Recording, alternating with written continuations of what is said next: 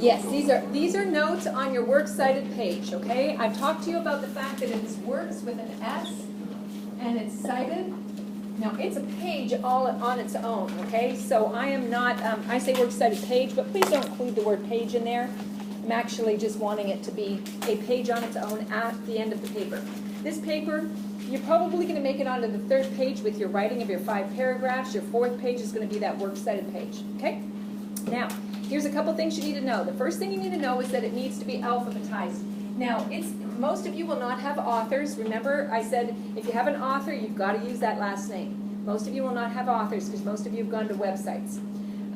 Most of you won't have titles, but if you have a title, then you've got to put it in quotation marks.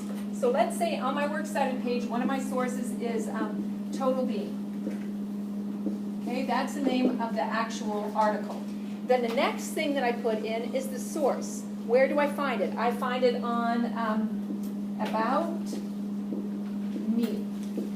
Now, can you please write down in your notes, no .com, no www, no HTTP. That's all APA. We're not doing APA, we're doing MLA, okay? So even though it has aboutme.com, leave out that .com. Remove the .com. So it's About Me, and it's italicized. Now, you're going to go on to Purdue OWL, and if you can find some more information on it, that's great. But for this first paper, all I'm going to be worried about is that after that, if you have a date, that's great. Put a date in it. If you can get a date, 2012, okay? And then after that, you've got to put what medium was used. Was the medium web or print? And let's say it's web here. And then at the end of that, the date of access, okay? 27th of August, 15. So this is what that citation is going to look like. Please use your book. Please check out what the book has to say as well as Purdue OWL. Now, I'm going to be pretty easy on the citations for the first paper. I'm going to get harder and harder as we go. So some of you are going, well, Purdue OWL says this and you haven't even mentioned it. That's okay, because I'm not worried about all the little details. I'm just trying to get you guys on track with this first paper. Yeah. About Me is to be italicized? Yes, because that's the name of the website. Okay, the name of the source, the website. All right, the next thing, yeah. I just use EasyBib. That's fine.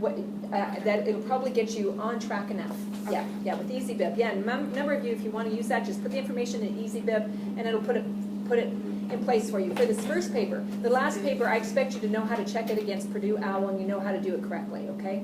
All right. Now, most of you have a name of a website.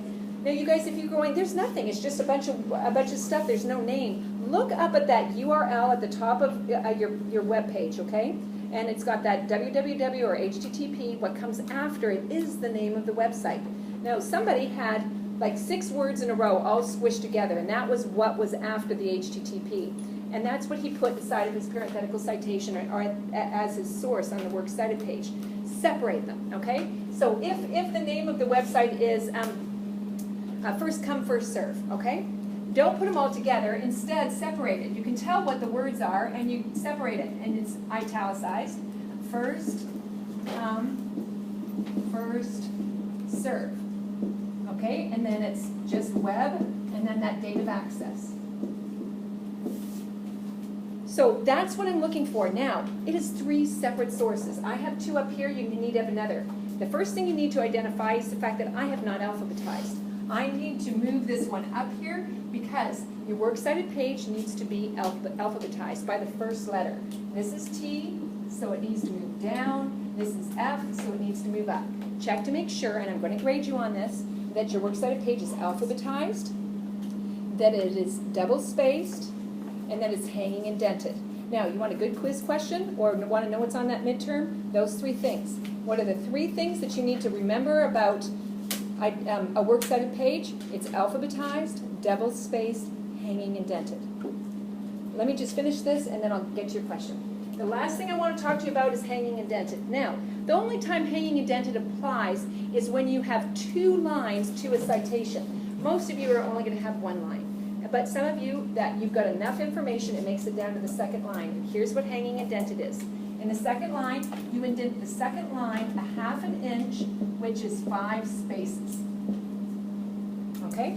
So if your citation has a second line, then you indent it 1/2 inch, which is 5 spaces. And you do that using the ruler. So I want you to get that Works Cited page in good shape. Make sure everything is double spaced, and I'll take a look at it on Monday, okay?